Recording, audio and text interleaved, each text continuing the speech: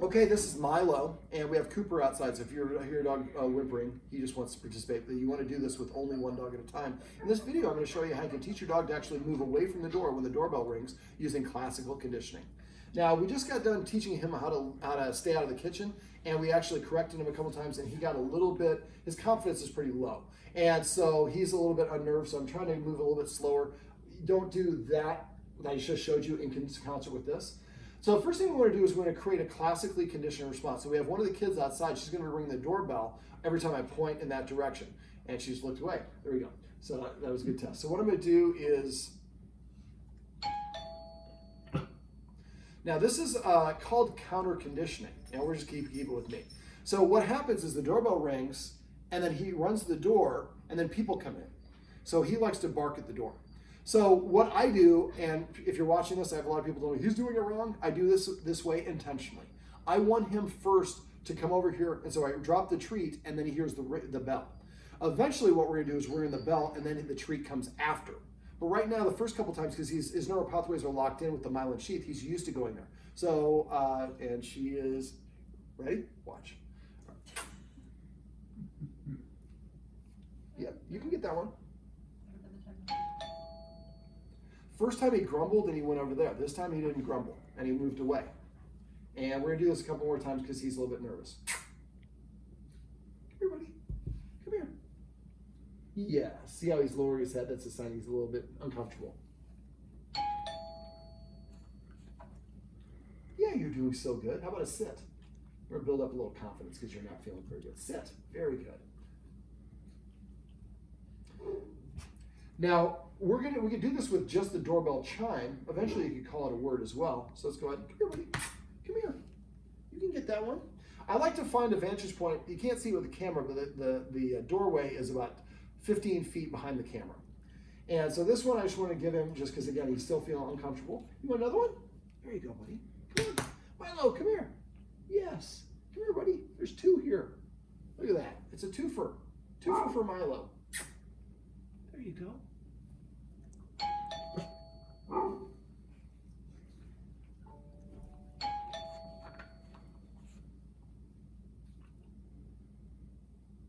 You can get it, buddy.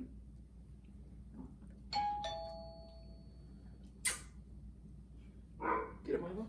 Come here. You want more crack? Is that what it is?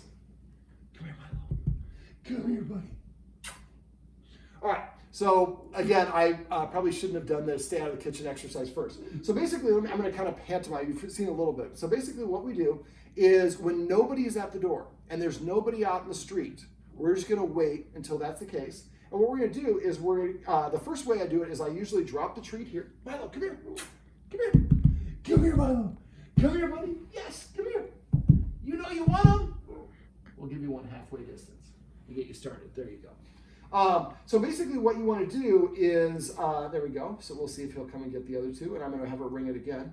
And if you have a dog that's lacking confidence like this, you might do this first stage where he gets the treat and then the stimulus happens. So there we go. So we just wanted to practice coming over. There we go.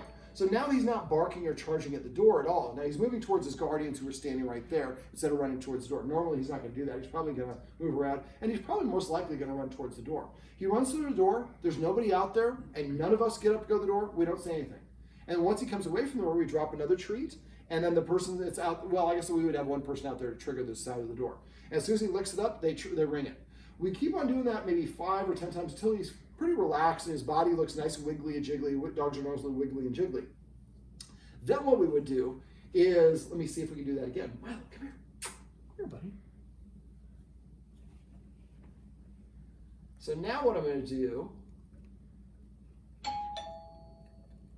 so now the doorbell rings, then he gets the treat for being here.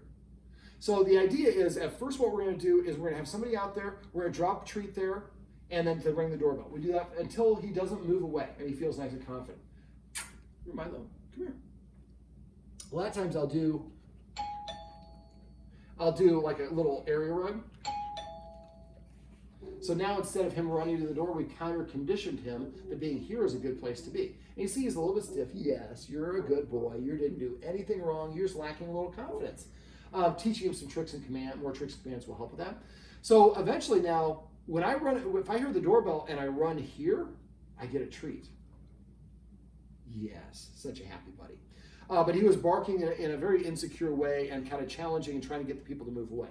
So what you want to do is try practice with maybe about, depending on how many treats you've got to do the first stage. The first stage, you're only going to do the first couple times where you're going to drop the treat and then when he licks it up and ring the doorbell. Eventually what we're going to do is we're going to have the person ring the doorbell, then give him a treat while he's here. If he runs the door, we just wait. When he comes back here, I'm out of treats. Well, no, I got a couple more. I found some more in a corner. Now, eventually you could say reservations or whatever the word is that means to come here. So you might get a little area rug or something here, or a towel or something you can put down so it's a marker so he knows exactly where the place is. And then you want to wait for him to move away and then ring the doorbell again and then give him that treat.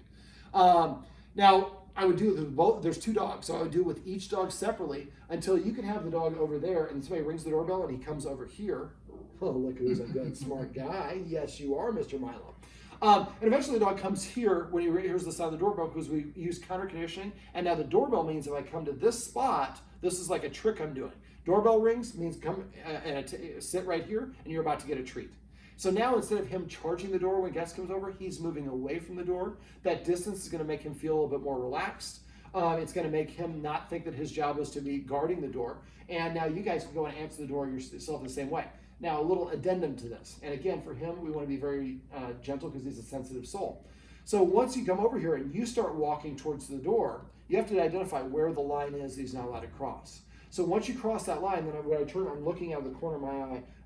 You don't have to walk backwards, you can, but I will watch him. And as soon as he crosses that line, I turn and I rush at him the way that I showed you for the kitchen. And you'll have to do the same thing. So you might put painter's tape there as well. And so eventually the doorbell rings, I come over here, and then every time I try to go over there, they correct me, they tell me what they want me to do. Then I go over and answer the door, the guests come in, and they're like, wow, Milo used to bark at me like crazy. Well, now Milo doesn't do that because the doorbell represents something good and positive, and he's got enough distance where he doesn't feel uncomfortable. This is Milo. Yes, isn't he a handsome fella? And one more time. And these are some tips and tricks you can use if you have a dog that likes to rush the door when the doorbell rings.